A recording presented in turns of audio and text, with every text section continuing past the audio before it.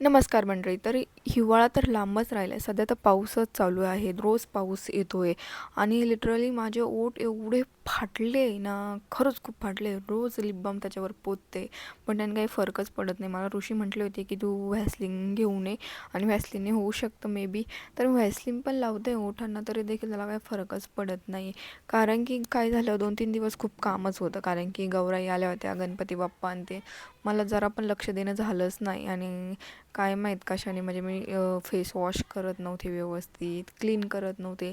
Lipstick लावली तरी मी ती रात्री तशीच लावून झोपायची, पुसत पण नव्हते. आय थिंक मला तर वाटतं त्यानेच काहीतरी झालं असेल, माझे ओठ एवढे फाटले.